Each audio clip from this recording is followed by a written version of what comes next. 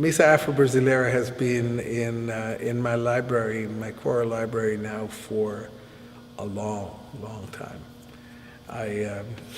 This goes back several years. This piece of music came across my desk, and I looked at it and I thought, Afro-Brazilian rhythms and lullabies. I think I'm just going to sort of get a copy of this and put this down. I'm going to do this piece one of these days. I didn't even know at the time that I was going to start the Nathaniel Dett Chorale, but I had a fondness for this type of stuff and was doing some of it with other choirs that I was working with. So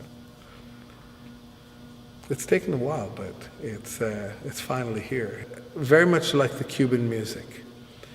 The Missa Afro-Brasiliera is the kind of piece that I think people need to live with. Certainly those of us here who are more used to a Western style of singing, traditional Western style of singing, need to spend some time with the piece, partly because of the language, and we shift back and forth from liturgical Latin to vernacular Portuguese, but also the sense of the feel of the music.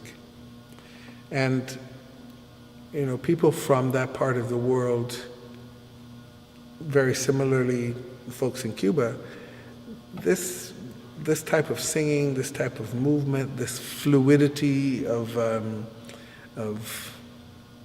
feeling, both emotionally, lyrically,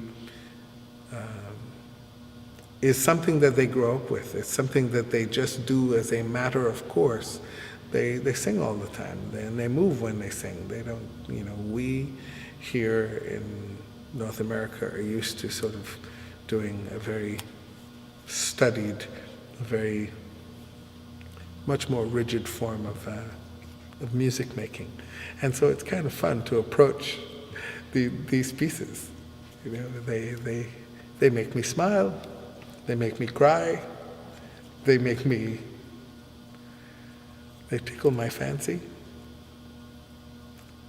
There was, I think, a real correlation between the Cuban pieces that we're doing and the Missa Afro-Brasiliera. I think there is, it's music of the people. It's music of the heart of the people. It's hard to sing this music, and so part of the challenge, part of my challenge, part of the challenge of the Nathaniel Dett Chorale is always how to get into the music, how to understand it, how to understand the backstory.